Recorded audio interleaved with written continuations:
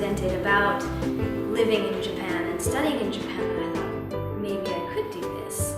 I was finishing up high school and wasn't sure what to do with my life. Instead of choosing studies that I didn't really feel comfortable with, the exchange year came up. I broadened my perspective and gained so much new insights, really intercultural experiences that I wouldn't have made if I had stayed in Germany.